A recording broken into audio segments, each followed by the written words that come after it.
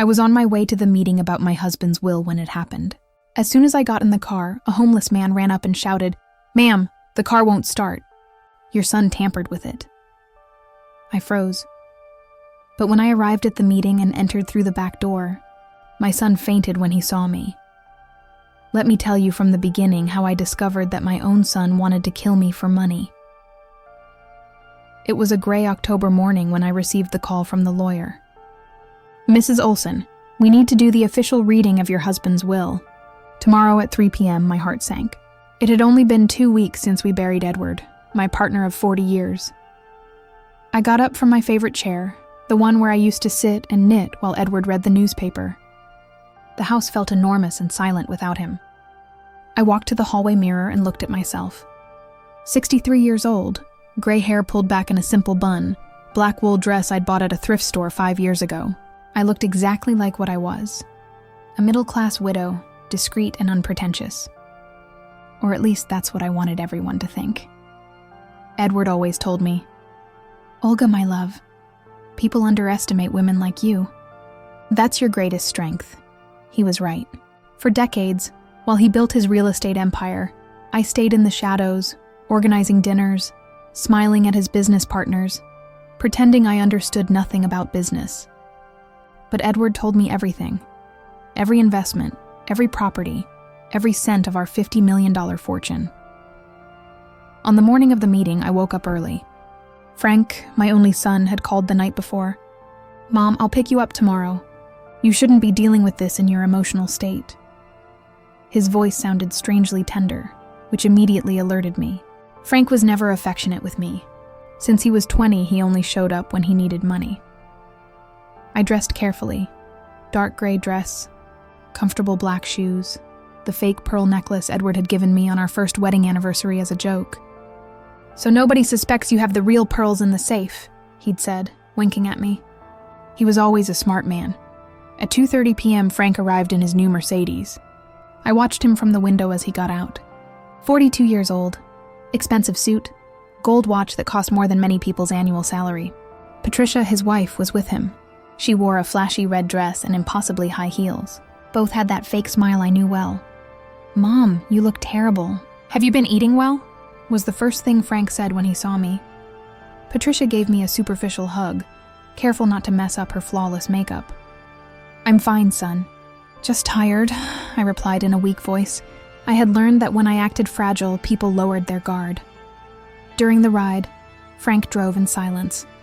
Patricia wouldn't stop talking about a new house she'd seen. "It's perfect, Frank. 6 bedrooms, pool, huge garden. Only $3 million. I pretended to doze in the back seat, but I heard every word. They talked as if they already had the money guaranteed. When we arrived at the lawyer's building, Frank offered to find a parking spot. "Mom, get out here.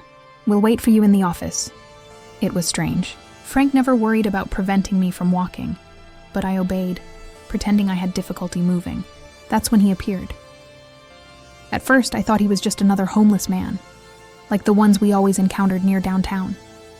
Dirty clothes, unkempt beard, old baseball cap, but when he came running toward me, something in his eyes made me stop.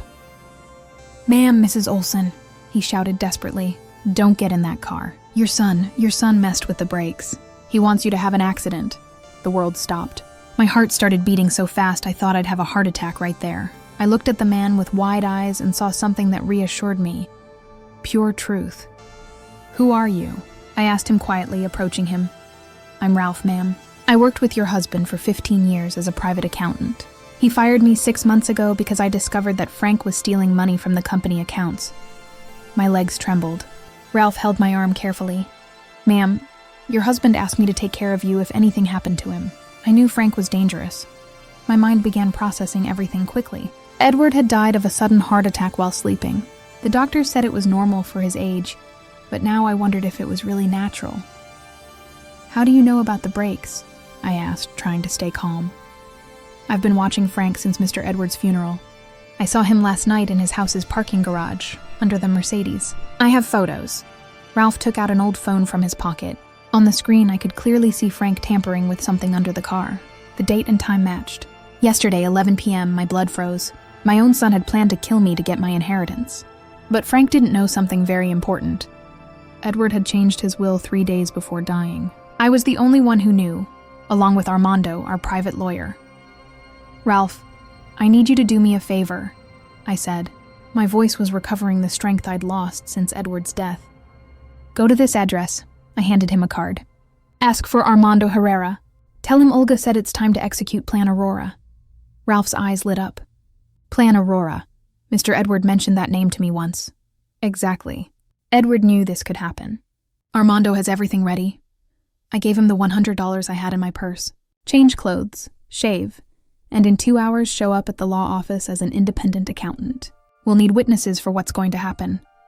Ralph nodded and left quickly. I stood there on the sidewalk, pretending to be confused. My mind was working at full speed. Frank thought he had set the perfect trap. His mother would die in a car accident shortly before the will reading, leaving him as the sole heir. But my son wasn't as smart as he thought. I took out my cell phone and dialed a number I knew by heart. "Armando, this is Olga. Frank tried to kill me today. It's time for him to learn the consequences of underestimating his mother." "Are you okay, Olga?" The lawyer's voice sounded worried. Armando had been Edward's friend since college. He was the only person besides my husband who knew my true personality. "I'm perfect and ready to give Frank the performance of my life." I hung up and walked toward the building entrance. I knew exactly what to do. I entered the elevator and went to the official lawyer's office. Not Armando's. Frank and Patricia were already sitting there, triumphant. When they saw me enter, Frank stood up with a smile that didn't reach his eyes. "Mom, I thought you changed your mind. You took a long time." His voice had a strange tone, almost disappointed. "I was just nervous, son. You know how I get with these legal things." I sat in the chair Patricia offered me, acting like the fragile widow they expected to see. The lawyer, an older man named Thomas, began reading the official will. As expected, Frank was named as the main beneficiary of an account containing $5 million. His face lit up. Patricia squeezed his hand, containing her excitement. "However," Thomas continued, "there's a special clause. If Mrs. Olga dies within the first 6 months after her husband's death, the entire inheritance automatically passes to a charitable foundation." Frank's smile froze. "What does that mean?" "It means your father wasn't a fool, Frank," I said softly, but my eyes hardened. Edward knew exactly what kind of son he had raised. Patricia paled. "I don't understand why he would put a clause like that." I slowly stood up from the chair, and for the first time in weeks, abandoned the fragile old woman act. My back straightened. My voice recovered its firm tone. "Because Edward knew that if I died accidentally soon after him, you would be responsible, Frank." The silence in the office was deafening. Frank looked at me as if he'd seen a ghost. "Mom, what are you talking about?" "I'm talking about the brakes on your Mercedes, my dear son. I'm talking about your little job last night in the parking garage." I took out my cell phone and showed the photos Ralph had taken. "You thought nobody saw you?" Frank suddenly stood up, knocking over his chair. "That's impossible. Nobody knew." "Nobody knew what, Frank?" My voice was now cold as ice. "Nobody knew you were planning to kill me to inherit faster?" Patricia started crying, but they weren't tears of sadness. They were tears of pure panic. "Frank, you said it was foolproof. You said nobody would suspect." "Shut up!" Frank yelled, completely losing his composure. He turned to me with fury in his eyes. "You know what, Mom? You're right. I wanted you dead. I'm tired of waiting for a useless old woman like you to decide what to do with Dad's money." Thomas discreetly pressed a button under his desk. Within seconds, 2 police officers entered the office, but I wasn't finished with my show. "Frank, my dear son," I said with a smile that would have frightened him, "there's something else you don't know about your father's inheritance." Frank looked at me with a mixture of hatred and confusion that seemed almost funny. For 42 years, he had underestimated his mother, and now he was about to pay the price for his arrogance. What else could there be? He asked with a trembling voice while the police stood by on alert, but hadn't yet intervened. Thomas explained to them that this was part of legal proceedings. I went to the window and looked down at the street. From the 12th floor, I could see the building where Armando had his office. I knew that at that moment he was preparing the second phase of our plan. Edward always said the best revenge was the one the enemy never expected. I turned to face him. "Frank, do you really think your father built a $50 million empire by being naive? Do you think a man who started selling used houses and ended up owning half the commercial district of the city wouldn't know how to protect his wife from a greedy son? Patricia had stopped crying and was looking at me with a strange expression, as if she had just realized she didn't know me. For years, she had treated me like an insignificant mother-in-law, ignoring me at family dinners, talking about me as if I were invisible. "Mom, stop talking in riddles and tell me what you mean." Frank tried to regain control, but his voice revealed his desperation. "What I mean, dear son, is that the will we just read is only the appetizer." I took out a sealed envelope from my purse that I had been keeping there since morning. "This is Edward's real will, which he made 3 days before he died." The silence that followed was so deep, I could hear my own heartbeats. Frank and Patricia looked at each other, and for the first time, I saw real fear in their eyes. "That's impossible," Frank murmured. "I checked all of Dad's documents after the funeral. There's only one will." I laughed, and the sound filled the office with a coldness that made even the police tense. "Frank, you just confessed that you were going through your father's private documents, looking for what exactly?" Patricia stood up abruptly. "Frank, don't say anything else. This woman is setting a trap for us." "This woman," I repeated, pretending to be offended. "Patricia, dear daughter-in-law, you just called this woman the person who's going to decide whether you and my son end up in prison or simply ruined for the rest of your lives." Thomas cleared his throat softly. "Mrs. Olson, could you show me that document?" I handed the envelope to the lawyer. As he opened it and began to read, I watched Frank and Patricia's faces. It was fascinating to see how greed transformed into pure terror. "This will is properly authenticated and signed," Thomas announced after reviewing each page. "Mr. Frank, Mrs. Patricia, I'm afraid the circumstances have changed considerably." "What does it say, Frank?" he asked. Thomas began to read, "I, Edward Santana, in full possession of my mental faculties, declare that if my wife Olga dies under suspicious circumstances within 1 year of my death, my entire fortune, including properties, bank accounts, investments, and businesses, will immediately go to the Aurora Foundation for Vulnerable Women." Patricia sank into her chair as if she had received a physical blow. "No, this can't be true." "But there's more," Thomas continued. "If it's proven that my son Frank or any member of his family has attempted to harm Olga in any way, they will be automatically disinherited and face criminal charges with the full force of the law." Frank was now completely pale. Dad couldn't have known. He didn't know I was... "What were you, Frank?" My voice cut through the air like a knife. "What? That you'd been stealing from the company accounts for months? That you pressured your father for money when he was sick?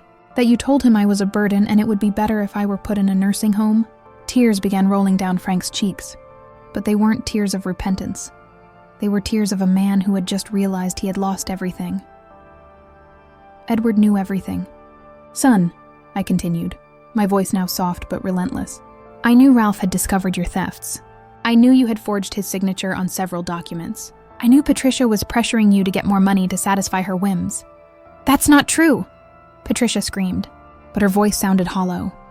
At that moment, the office door opened and Armando entered, followed by Ralph, who now wore an impeccable suit and was completely clean-shaven. He looked like a respectable businessman, not the homeless man who had run up to me on the street. "Ladies and gentlemen," Armando announced in a clear, professional voice, "I'm here as legal representative of Mrs. Olga Santana to present additional evidence in this case." Frank looked at Ralph with recognition and horror. You're not a homeless man." "No, Mr. Frank. I'm a certified public accountant and worked for your father for 15 years. I also witnessed several conversations where you and your wife planned different ways to hasten your mother's death." Armando opened his briefcase and took out a digital recorder. "For the past 6 months, Mr. Ralph has been documenting all of Frank and Patricia's suspicious activities with the knowledge and approval of Mr. Edward." The expression on Frank's face changed from terror to pure disbelief. "Dad knew I was being spied on?" "Edward not only knew," I said, approaching him until we were face to face. "He organized the entire operation. Did you really believe a man who built an empire from nothing wouldn't protect the woman he loved for 40 years? Patricia stood up, staggering.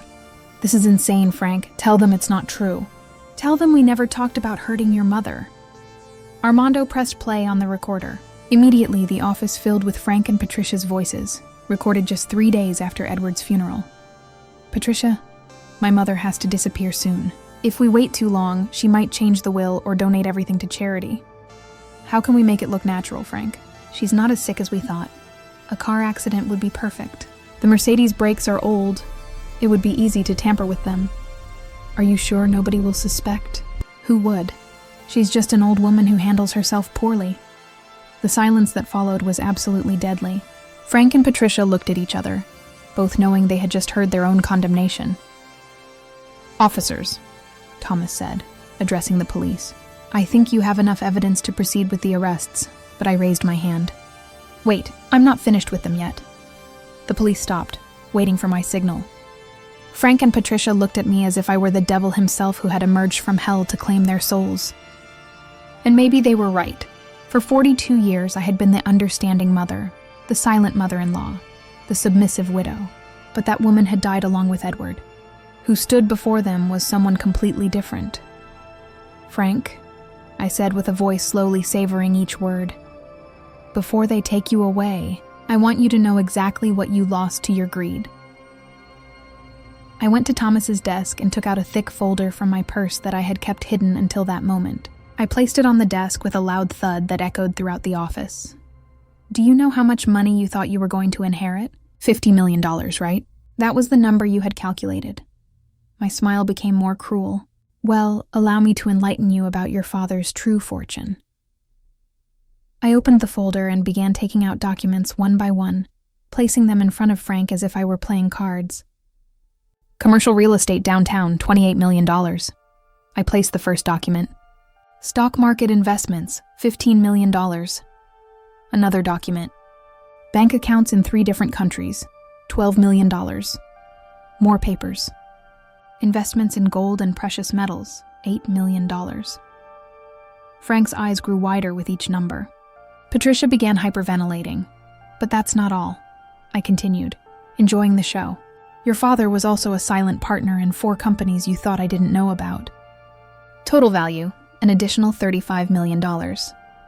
Thomas whistled softly. Even he seemed impressed with the numbers. So, my dear son, you just lost $98 million for being a greedy fool who tried to kill his own mother. Frank sank into his chair as if he'd been hit with a hammer. $98 million. His voice was almost a whisper. That's impossible, Patricia screamed, jumping to her feet. You lived like middle-class people. That dress you're wearing isn't worth even $100. I laughed with genuine amusement. Patricia, my dear, weren't you foolish? Did you really think truly rich people flaunt their money? Did you think we'd wear diamond dresses and drive golden carriages so that lazy people like you would know exactly how much we had? I approached her until we were face to face. Edward and I learned long ago that discretion is the best protection. While you spent borrowed money on expensive clothes and flashy cars to impress strangers, we were building an empire in silence. Armando intervened, taking more documents from his briefcase. Mrs. Patricia, I also have here your expense records for the last 2 years. $30,000 on clothes, $15,000 on jewelry, $20,000 on beauty treatments, $40,000 on trips. He looked at her with disgust. All paid with money that Frank stole from his father's company accounts. I didn't know he was stealing, Patricia lied desperately. Ralph smiled and took out his personal recorder. Ma'am, I have a conversation from 3 months ago where you literally tell Frank, I don't care where you get the money, but I need those $50,000 for the Europe trip before your father dies and we lose access to the accounts. Patricia staggered as if she'd been slapped. Frank looked at her with an expression of absolute betrayal. $50,000 for a trip? Frank, Patricia stammered, realizing she had just been exposed. You told me it was $20,000. You lied to me. You made me steal extra money from my father to finance your secret luxuries. Frank was completely out of control. Because of you, I lost $98 million. I watched the spectacle with satisfaction. Nothing was more entertaining than seeing 2 criminals turn on each other when the pressure mounted. Frank, I said, interrupting the marital fight. You didn't lose $98 million because of Patricia. You lost it because you're exactly the kind of son Edward knew you were. A man without honor, without values, and without true love for his family. I returned to the window, looking at the city that Edward had helped build with his investments and developments. Do you know what's saddest about all this, Frank? Your father would have left you everything willingly if you had been a decent son. Every day after your last visit, Edward would tell me, "Olga, I hope Frank grows up before it's too late. I want to leave everything to him, but I can't allow him to destroy everything we've built." I turned to look him in the eyes. Edward spent the last 6 months of his life hoping you would call me, that you would visit without asking for money, that you would show even a hint of genuine love for your family. But you never did. The tears now flowed freely on Frank's face, but I didn't feel a drop of compassion. Instead, I continued relentlessly. You were conspiring with your wife about when it would be most convenient for us to die so you could inherit faster.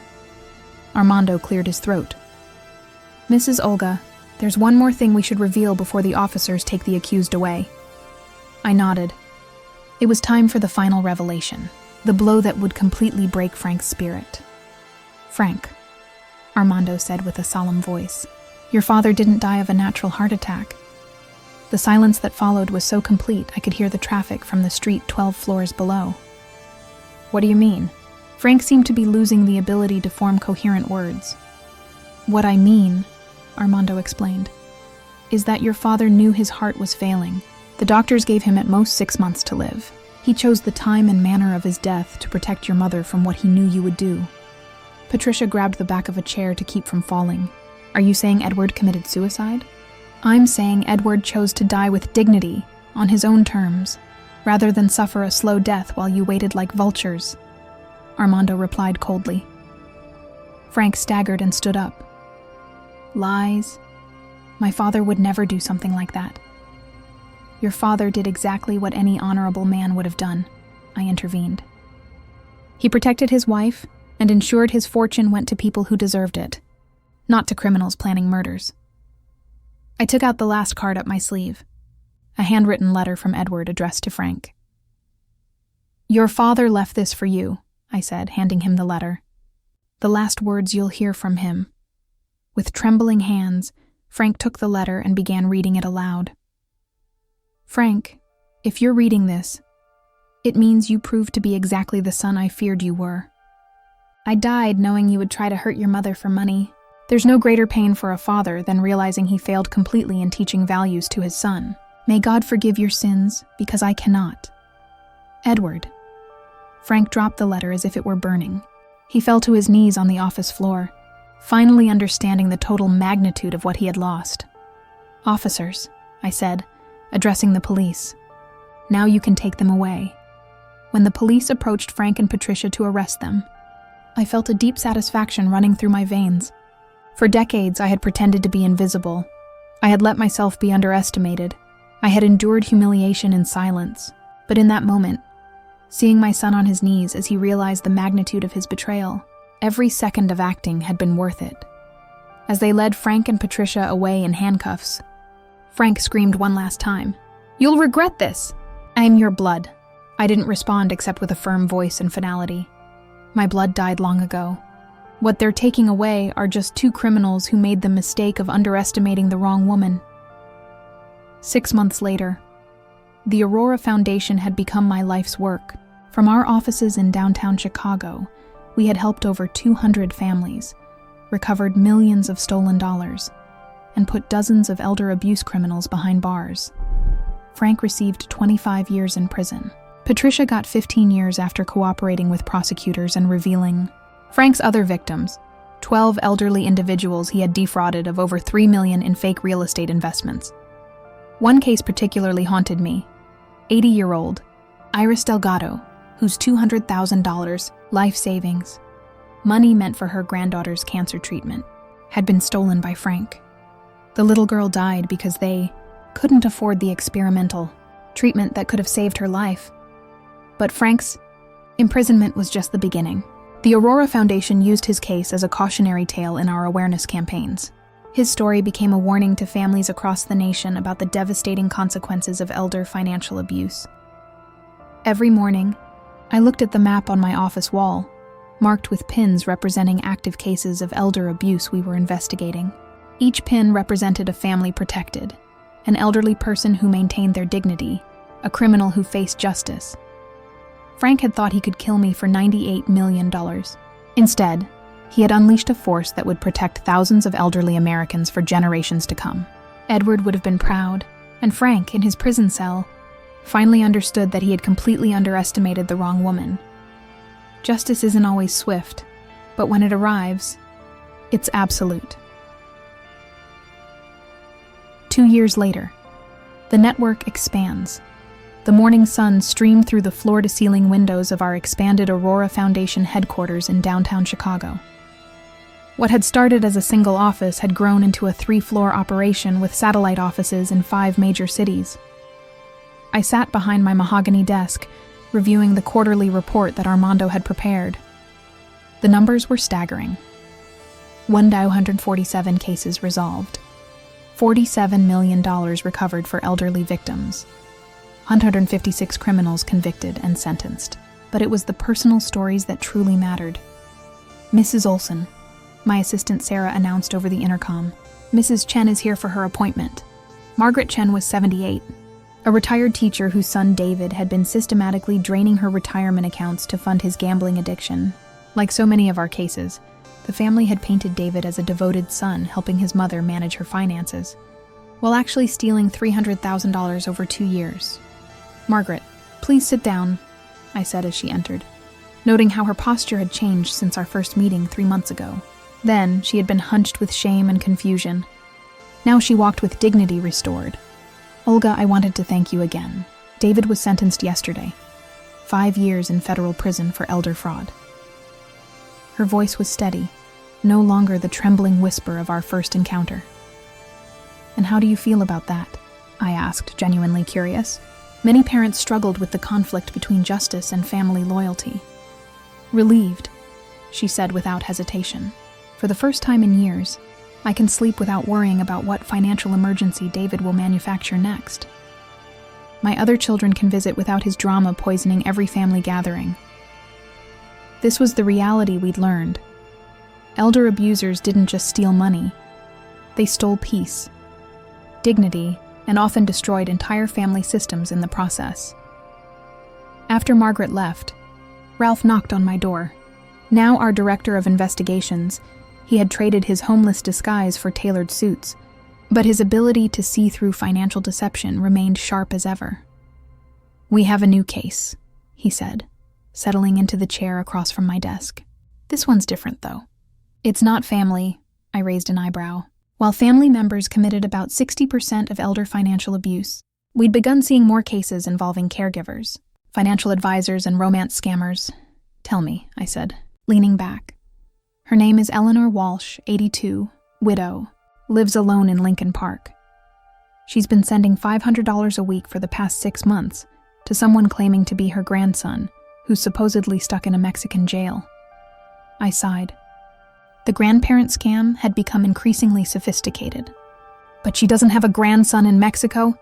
"She doesn't have any grandsons at all. Her only child, a daughter, died in a car accident 10 years ago. Eleanor has been completely isolated since then. No close friends, estranged from her late daughter's in-laws. Perfect target." This was the cruel mathematics of elder abuse. Loneliness plus desperation equaled vulnerability. "How much has she lost?" $13,000 so far, but they're escalating. Last week they told her the grandson needed bail money, $25,000. She was at the bank trying to liquidate her CDs when the teller, thankfully, got suspicious and called us. "Good. What's our approach?" Ralph opened his tablet, showing me the investigation timeline he'd prepared. "We've traced the calls to a boiler room operation in Florida. The FBI is coordinating with us. They think this group has victimized at least 200 elderly people across the Midwest." The scope always amazed me. What had started with my personal vendetta against Frank had revealed a massive ecosystem of elder abuse operating largely in the shadows. "I'll take this one personally," I decided. "Set up a meeting with Eleanor for this afternoon." That afternoon, I drove to Lincoln Park, a neighborhood where Victorian mansions had been converted into expensive condos. Eleanor's building was elegant, but aging, like many of its residents. Eleanor Walsh answered her door cautiously, a small woman with silver hair and intelligent eyes behind wire-rimmed glasses. Her apartment was immaculate but sparse, with the particular cleanliness of someone who had too much time and too little company. "You're not with the bank," she said, studying my business card. "No, I'm with the Aurora Foundation. We help people who are being taken advantage of financially. May I come in?" She hesitated, then stepped aside. "I suppose, though I don't know why everyone thinks I need help. I'm managing my affairs perfectly well." I'd heard this defensive response countless times. Pride often prevented elderly people from admitting they'd been duped, especially by scams that seemed obvious to outsiders. Her living room was dominated by photographs. A young woman at various ages, graduation pictures, wedding photos. Her deceased daughter, I realized. "Mrs. Walsh, when did you last speak to your grandson?" Her face immediately brightened. "Jimmy called just yesterday. He's having such a hard time in that Mexican jail. The conditions are terrible, and the lawyer fees keep mounting." "Tell me about Jimmy. What does he look like?" She gestured to a photo on the side table. A young man in his 20s with dark hair and a serious expression. "That's him at his college graduation. He's studying to be an engineer, you know. So bright." I looked closer at the photo. The young man was clearly her daughter's husband, the son-in-law she'd mentioned being estranged from. The scammers had likely found this photo online and used it to build their fictional grandson. "Mrs. Walsh, this might be difficult to hear, but I don't think the person calling you is really Jimmy." Her expression hardened. "Of course it's Jimmy. I know my own grandson's voice." "When did Jimmy first contact you?" "Before his supposed arrest, I mean." She paused, considering. "Well, we hadn't spoken in quite some time. Family disagreements after Sarah died. His mother, my daughter. But when he called from Mexico, needing help." "Mrs. Walsh, may I ask, do you have Jimmy's phone number?" "From before this Mexico situation? Well, no. His number changed and we'd lost touch. But family is family, you know. When someone you love is in trouble, you help them." This was the cruel genius of these scams. They exploited genuine love and turned it into a weapon against the victim. I spent the next hour gently walking Eleanor through the timeline. How the first call had come just days after her daughter's death anniversary had been mentioned in a local newspaper obituary section. How the caller knew just enough personal details to seem legitimate, but always deflected questions about specific family memories. How the requests for money had escalated exactly as they did in documented scam cases. "So you're telling me," Eleanor said finally, her voice very small, "that there's no Jimmy in a Mexican jail? That someone has been lying to me for 6 months?" "I'm afraid so. And Mrs. Walsh, you're not the first person this has happened to. These criminals are sophisticated. They study obituaries, social media, public records. They're professionals at manipulation." Eleanor sat in silence for a long moment, staring at the photograph. When she looked up, her eyes were filled with tears, but also something else, anger. "I gave them $13,000, she said quietly. "Money I'd save for my own care as I get older. I was living on cheaper food, keeping the heat lower in winter, all to help Jimmy." Her voice grew stronger, "And there is no Jimmy. Mrs. Walsh, we're going to help you get your money back. And more importantly, we're going to make sure these people face justice. But I need you to help us." "How?" "We need you to keep taking their calls for a few more days while the FBI sets up their operation." "Can you do that?" Eleanor Walsh straightened in her chair, and I saw something I recognized. The same transformation I'd undergone when I realized Frank was trying to kill me. The moment when a victim decides to become a fighter. "What do you need me to do?" 3 days later, I sat in an FBI surveillance van outside Eleanor's building, listening to her phone conversation with Jimmy. She was magnificent, playing the concerned grandmother perfectly, while the agents recorded everything for their case. "Grandma, I need another $5,000 for the appeal lawyer," the fake Jimmy was saying. "If we don't file by tomorrow, I could be stuck here for months." "Of course, dear," Eleanor replied. "Should I wire it to the same place?" "Yes, and Grandma, don't tell anyone about this. The Mexican authorities said they might freeze the accounts if too many people know." Classic isolation tactic. Always tell the victim to keep it secret. 20 minutes later, we had everything we needed. The FBI moved in on the Florida boiler room operation that afternoon, arresting 12 people and seizing records of hundreds of victims across multiple states. Eleanor got her money back. Every penny, plus restitution. But more importantly, she got something else. You know what the strangest part is? She told me at our follow-up meeting a month later. I'm not lonely anymore. When I realized how angry I was at those criminals, it reminded me I was still alive. Really alive. She had joined our volunteer program, helping other elderly people recognize and report scam attempts. Her sharp intelligence, honed by decades of teaching, made her particularly effective at spotting the psychological manipulation techniques scammers used. I spent 2 years after Sarah died just existing, she continued. Waiting to die, really, but now I have purpose again. These criminals thought I was an easy target because I was old and alone. They were wrong about the alone part. I have all of you now. And they were very wrong about the easy part. This was what the Aurora Foundation had become. Not just a legal aid organization, but a community of people who had refused to be victims. We'd learned that elder abuse thrived in isolation, so we built connections. We'd learned that shame kept people silent, so we created safe spaces to speak truth. We'd learned that criminals counted on their victims being powerless, so we taught people how to fight back. That evening, I returned to my office to find a package on my desk. No return address, postmarked from the federal prison in Illinois, where Frank was serving his sentence. Inside was a single sheet of paper with Frank's handwriting. Mom, I see your foundation on the news sometimes. I want you to know I understand now what I took from you. It wasn't just money. It was your ability to trust your own son. I can't give that back. But maybe knowing I understand matters somehow. I don't expect forgiveness. I just needed you to know that I finally see who you really are. And I'm sorry I was too selfish to see it before. Frank. I read the letter twice, then walked to the window overlooking the Chicago River. 2 years ago, I might have felt some maternal stirring at his words, but that woman, the one who had made excuses for Frank's behavior, who had hoped he would change, who had prioritized family loyalty over justice, she was gone. Frank was sorry now because he was trapped and alone, facing decades in prison. He was sorry because his reputation was destroyed and his schemes had collapsed. He wasn't sorry because he understood the pain he'd caused.